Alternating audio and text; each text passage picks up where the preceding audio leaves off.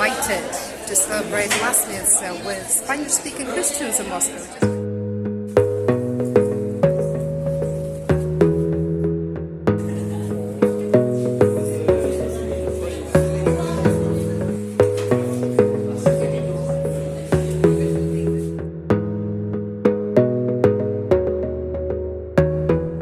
I'll start today's episode by commenting on the strangest thing I saw that day. As I was rushing through the city center, and I was rushing, I was 20 minutes late, I saw a long queue of orange trucks. I had to Google what that building was behind them. That is Lukoil, a huge Russian oil company.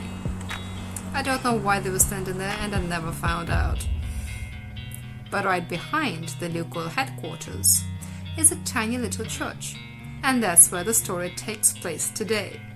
That church has a little arrangement with the South American Christians in Moscow.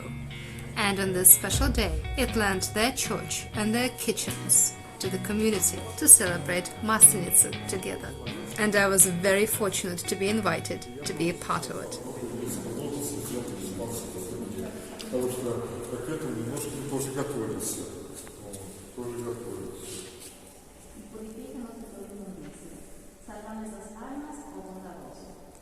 Santo Dios, Santo fuerte, Santo inmortal.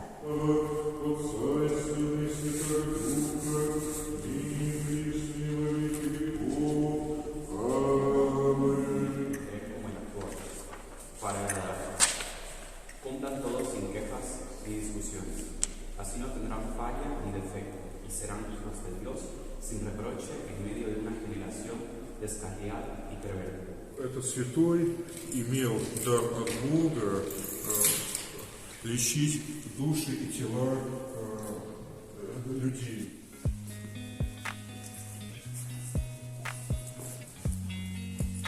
How was the praying? It was very nice. It was good to do it all together.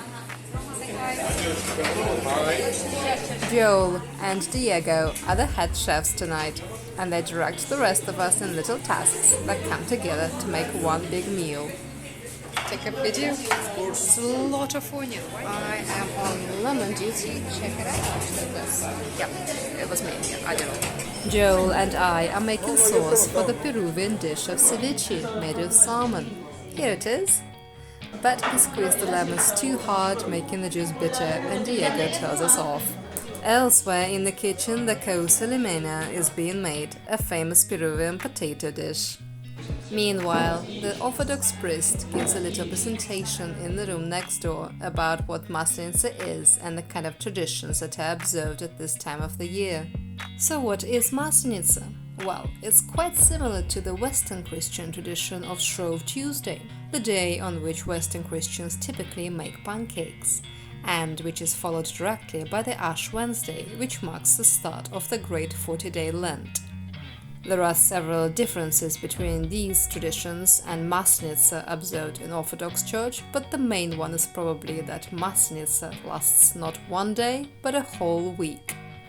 It is then also followed by the Great Lent, but compared to the modern Western tradition, the Orthodox Lent is much more severe. Believers move to a fully vegan diet for the whole 40 days. Partying, dancing, singing and other merriments are also not allowed. And therefore the week of Maslenitsa represents the last chance to really party it out. Maslenitsa also includes a number of rituals, being the oldest Slavic pagan holiday celebrated to this day. The most important of these being the burning of Maslenitsa, a straw doll shaped like a woman, representing the pagan goddess Morena, the goddess of the snow and ice and frost and all things cold. It is burned to say goodbye to winter and welcome in the spring.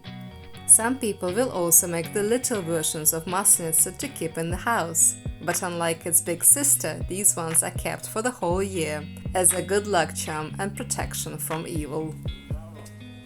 We only had the little version in the church, so we burnt that altogether, just to get a feeling for the main event. But it's a cold night, so people get back inside to hot tea from the biggest teapot I've ever seen, to share impressions and to chat and catch up on news. And we of course had pancakes. This is a cake made of pancakes. It was delicious, there were no leftovers. And we polished it off just in time for the main dish to arrive. Here is ceviche. It is served cold and is perfect for a hot summer. But despite the snow outside, it was just as tasty. And I think everybody in the room would agree with me. Look at those empty dishes. After refreshments, it was time for a presentation from the Peruvian side to tell us a little bit about their country and their customs.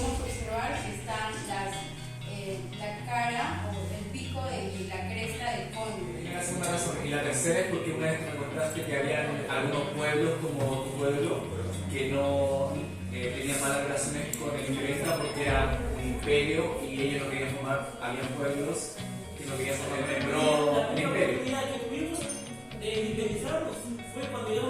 Se sumaron a los españoles ustedes y eso iba a debilitar el imperio.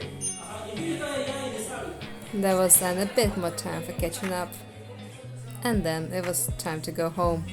Past very interesting characters and some late night coffee drinkers, and then finally on a bus going home. Although for some people the night was only beginning.